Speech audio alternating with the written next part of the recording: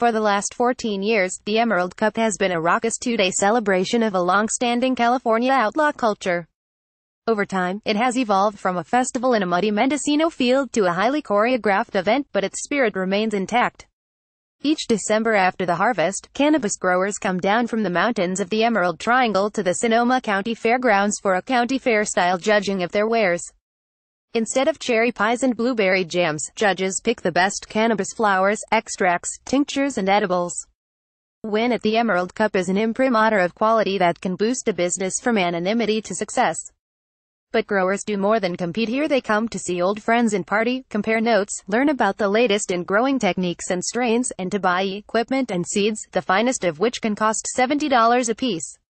The general public arrives by the thousands and spends 2 very mellow days sampling and buying various cannabis products, flowers, waxes, dabs, shatters, rosins, hash marshmallows, fruit jellies, chocolates and brownies.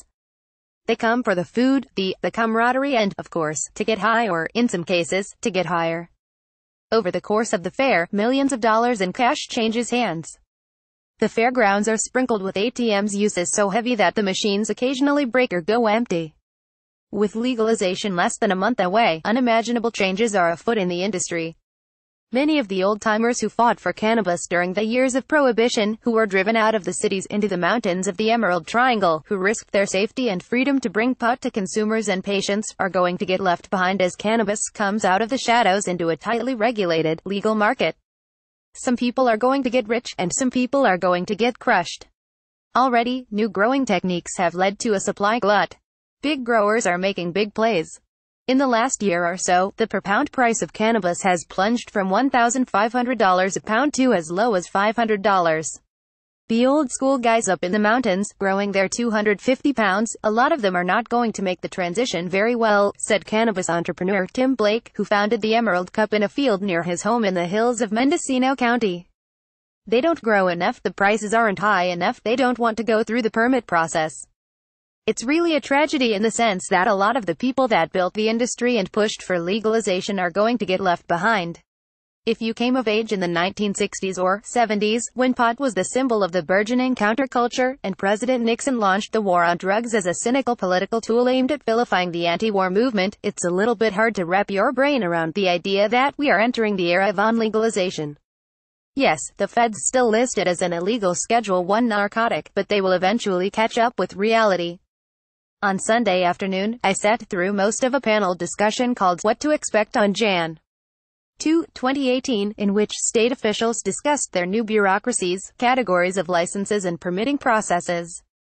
Lori Ajax, the state's first cannabis czar, heads the California Bureau of Cannabis Control. The Public Health Department has a manufactured cannabis safety branch to oversee extractions, infusions, packaging and labeling. The Department of Food and Agriculture will oversee cultivation licensing, and the Department of Tax and Administration will implement the collection of sales, excise and cultivation taxes. It gave me a headache. Especially compared to a lively Saturday lecture in which, among other things, I learned about a new anti-pot scare called scromiting, in which heavy users are said to experience a malady that causes them to scream and vomit at the same time. But growers and other cannabis entrepreneurs who filled the hall sat rapt. To stay on the right side of law, they will have to master the intricacies of a complicated and costly new system. In time, many people believe that sales in California cannabis industry will rival those in the state's wine industry. On Sunday afternoon, I bumped into Mendocino grower Swami Chaitanya, a Latin Floria grower who is passionate about the benefits of cannabis and equally skeptical about legalization, which he supported, but it imposes all kinds of rules on cannabis growers that don't apply to any other sort of farmer. Cannabis growers, for example, are not allowed to own guns, which explained the presence here of a Garberville company called Top Shelf Canine Protection, which sells sleek, highly trained Belgian Malinois guard dogs for $20,000 to $45,000 each. Cannabis is more illegal now than when it was illegal, Chaitanya said. They can get you on a million different things. 2 months ago, the Sonoma County Fairgrounds was headquarters of a massive firefighting operation.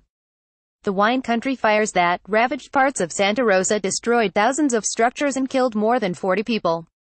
The area reeked of smoke and destruction, very much like what Southern Californians have experienced in the last 2 weeks.